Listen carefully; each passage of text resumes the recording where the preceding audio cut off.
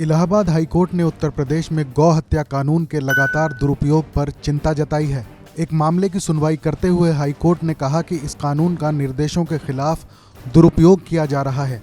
Justice Siddharth की एकल पीठ ने ये टिप्पणी गौ हत्या और गौमांस की बिक्री के मामले के एक आरोपी की जमानत मंजूर करते हुए की। अदालत ने इस कानून के गलत इस्तेमाल पर चिंता भी जताई है।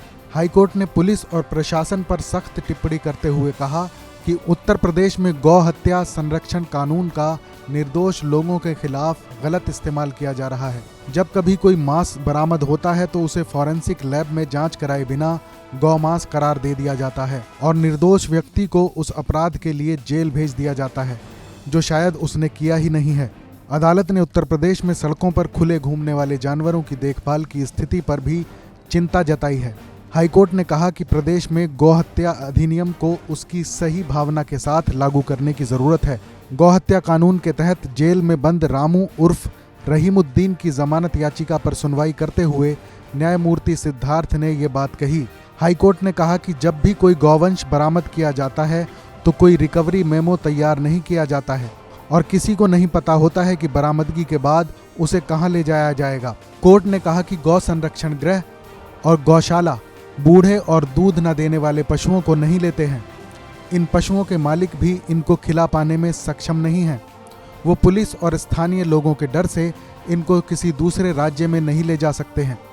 लिहाजा दूध न देने वाले जानवरों को खुला घूमने के लिए छोड़ दिया जाता है और वो किसानों की फसल बर्बाद कर रहे हैं। हाईकोर्ट ने यह भी कहा कि ऐसे खुले जानवर चाहे सड़क पर हों या खेत में समाज को गंभीर रूप से प्रभावित कर रहे हैं। इनको गौशाला या अपने मालिकों के घर में रखे जाने के लिए कोई रास्ता निकालने की ज़रूरत है। इस मामले में जमानत याचिका दायर करने वाले रहीमुद्दीन के वकील का कहना है कि याची के खिलाफ एफआईआर में कोई खास आरोप नहीं है, ना ही वो घटना स्थल से पकड़ा गया है। पुलिस ने बरामद हुए मांस की वास्तविकता जानने की कोई कोशिश नहीं की कि वो गौमांस है या किसी और जानवर का मांस है। गौहत्या कानून के गलत इस्तेमाल के बढ़ते मामलों पर हाईकोर्ट ने कहा कि गौमांस के मामले में गिरफ्तार किए गए आरोपी को उस अपराध में जेल जाना होता है जिसमें 7 साल तक की सजा है और इस पर विचार फर्स्ट क्लास मजिस्ट्रेट ही कर सकते हैं।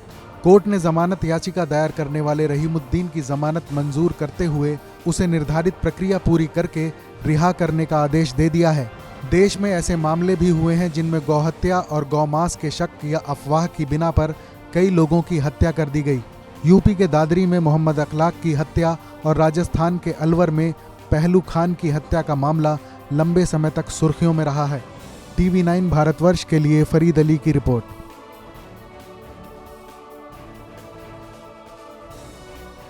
फिक्र आपकी, सोमवार से शुक्रवार रात 9 बजे सिर्फ TV9 भारतवर्ष पर।